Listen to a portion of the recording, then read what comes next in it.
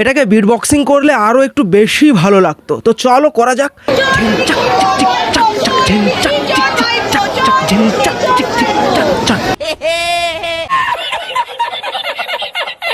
কি হয়েছে সেটা আপনারা দেখেছেন, এটা তো অস্বীকার করতে পারবেন না। এরা তো পিসফুলি তো আসতে পারেননি, আমিও পিসফুলি বেরোতে পারিনি। আজকে আমাকে এখানে বসে 10 মিনিট ধরে আমাকে শ্বাস প্রশ্বাস নিতে হয়েছে, আপনাদের সামনেই হয়েছে না।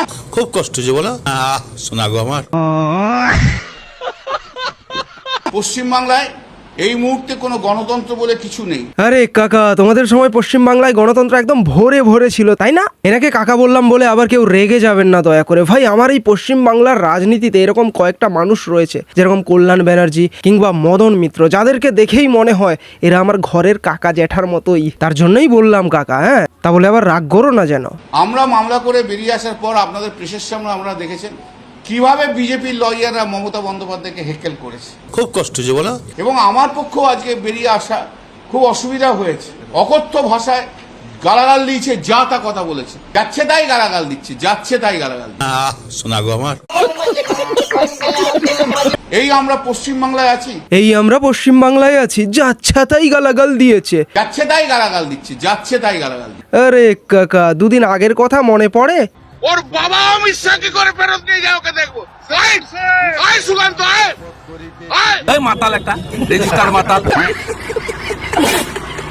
সিআইএসএফ ছাড়া আসবে, আয় চলে আয়, কত তোর লোক আছে, আর আমরাও লোক নিয়ে যাবো, আমাদের লোক। কোন সিআইএসএফ থাকবে না, কোন বিএসএফ থাকবে না, কোন পুলিশ থাকবে না। কবে আসবি নোটিশ দিয়ে আয়। আয় শুভেন্দু, আয় সিআইএসএফ ছাড়া আয়। তুই কত বড় বাপের বেটা দেখে নে, আয় তুই দেখে যা, চলে আয় শুভেন্দু, আয়। ওরে শুভেন্দু পাশা, ছাগল পাশা শুভেন্দু, আয়। আমি শুভেন্দু অধিকারী। ভাই, এরা খুব ভালো করেই জানে যে শুভেন্দু অধিকারী আসলেই কি জিনিস, আর তার জন্যই তো জাস্ট দুদিন আগেই এরা লাগাম ছাড়া কথাবার্তা বলেছিল, আর এখন জুজু হয়ে গেছে। সেটা হতে পারে রিজু দত্ত, সেটা হতে পারে কল্যাণ ব্যানার্জি, কিংবা এদের নেতা ভাইপো। এইবার আমরা এক ম্যাডামকে দেখতে চলেছি যারা তোলামূলের কথা মতোই ভোটের পূর্বে বিজেপির নেতৃত্বদেরকে উল্টো পাল্টা কথা বলেছিল। আমি বলেছি আপনাকে ভোট দেবো না, কেননা আমরা মমতা ব্যানার্জির লোক, তার জন্য আমাকে এসে ঠেট দেবে। উনি আমাকে বলছে, উনি আমাকে দেখে নেন, বলে কি এই কথাটা যে বললেন, এই কথাটা 4 তারিখের পর নিতে পারবেন তো? ভোট চাইতে এসে আমাকে ঠেট দিচ্ছে। ইনি বর্তমান সময়ে বিজেপির বিধায়ক কৌস্তব বাগচির সম্পর্কে এই সমস্ত উল্টোপাল্টা কথাগুলো বলেছিলেন। অবশ্য এখন বলেননি, এটা বলেছিলেন ভোটের পূর্বে যখন কৌস্তব বাগচি বিধায়ক হননি। কিন্তু এখন কিভাবে পাল্টি মারছেন সেটা দেখাবো। আগের স্পিচটা আগে দেখে নাও, তারপর পরের স্পিচটা দেখবে। আমি আবার ওনাকে বলেছি, আপনি কি আমাকে ঠেট দিচ্ছেন? আমার বাড়িতে ভোট চাইতে এসে আমাকে ঠেট দিচ্ছেন। আমার বাড়ির লোকরা তো সবাই তো টেনশনে রয়েছে। এখন যদি আমি এখন রাস্তাঘাটে বেরাই, আমাকে যদি কিছু মানে লোক দিয়ে, ওনার তো লোকের কোনো অভাব নেই, যেখান থেকে সেখান থেকে লোক নিয়ে চলে আসছে ঠেট দেওয়ার জন্য, অশান্তি করার জন্য, মিটিং মিছিল করার জন্য। ওনার তো লোকের কোনো অভাব নেই। এবার আমার তো ভয় লাগছে, আমাকে নিয়ে রাস্তার ঘাটে যদি আমি বেরাবো, এখন আমার উপরে কোনো যদি টর্চারিং করে, তার জন্য আমি প্রশাসনের ব্যবস্থা নিতে এসেছি। দাদা এসেছিল আমার কাছে ভোট চাইতে, কৌস্তব বাগচি, হ্যাঁ আমাদের এমএলএ স্যার যে এখন হয়েছে, ভোট চাইতে এসেছিল। আমি আবেগের বশতে বলেছি যে ওনাকে, আমারই ভুল ছিল, দাদা খুব ভালো মানুষ, গেছিলাম দাদার কাছে, তো দাদা খুব ভালো মানুষ, দাদাকে মানে আমি খুব বাজে বাজে কথা বলেছি, কি আমি ভোট দেবো না এই কথা বলেছিলাম, আমার একটা ভুল হয়ে গেছিল সেটাই। কিন্তু এইগুলো সব আমি রাজ চক্রবর্তী বলেছিল দেখেই আমি করেছি, কিন্তু এখন আর ওনাকে আমি পাশেই পাচ্ছি না। তাহলে ভাই ব্যাপারটা কি দাঁড়ালো? ভোটের আগে দাদাগিরি, না দিদিগিরি। আমরা মমতা ব্যানার্জির লোক, আমাদের কেটে দিলেও আমরা আপনাকে ভোট দেবো না, কেন আমাদের রক্ততেই লেখা আছে তৃণমূল। আর ভোটের পর রাজ চক্রবর্তীর ভরসায় গেছিলাম, তো দাদা তো নিজেই এখন নেই আমাদের পাশে, উনি তো নিজেই চলে গেছে। এখন কি করবো, এখন দাদাই আমাদের ভরসা, উনি আমাদের এখন বিধায়ক এমএলএ সাহেব কৌস্তব বাগচি। লজ্জা লজ্জা লজ্জা। বলছে যে এই যে কথাটা আমি যে বললাম, যে দিদি তো জন্ম থেকে মৃত্যু অবধি দিয়ে যাচ্ছে, আপনাদের কেন ভোট দেবো? আপনারা কি দিয়েছেন? আগে মানুষকে দেবেন, তারপর ভোট চাইবেন, তার আগে চাইবেন না। মস্তানি করতে আসবেন না একদম। কটা গুন্ডা নিয়ে রাজনীতি করতে নেমেছেন, ওই রাজনীতি আমরা আপনাকে সমর্থন করি না। হ্যাঁ আমি বলেছি আমি ভুল করেছি, আমি তো মানছি।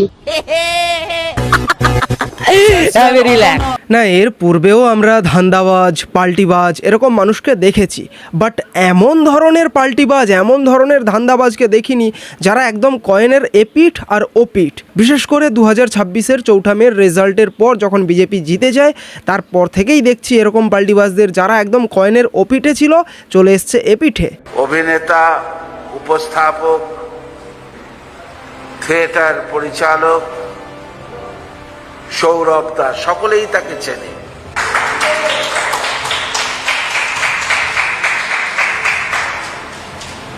এই স্টেজে আজকে বসে থাকাটা কিরকম একটা সারিয়াল ব্যাপার, কিরকম একটা অদ্ভুত লাগছে আমার। কখনো ভাবিনি যে এরকম একজন মানুষের মাথায় হাত পাবো।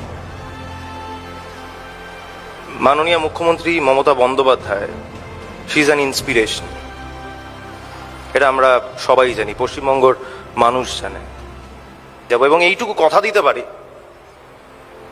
যে যতদিন আমি দিদির সঙ্গে আছি, তৃণমূল কংগ্রেসের সঙ্গে আছি, ততদিন সৎ থাকবো এবং মানুষের জন্য করবো এবং ঘরে ঢুকে মানুষের জন্য করবো এবং জড়িয়ে ধরবো সবাইকে, যেটা আমি শিখেছি মাননীয় মুখ্যমন্ত্রী মমতা বন্দ্যোপাধ্যায়ের কাছ থেকে। অভিনেতারা অভিনয় ছাড়া এত কথা বলে কেন, আমি তো সেটাই বুঝতে পারি না। অভিনেতারা বেশি কথা বলে, কোন ইন্ডাস্ট্রি ভারতবর্ষে এত পলিটিক্যালি অ্যাক্টিভ আমার জানার খুব ইচ্ছে।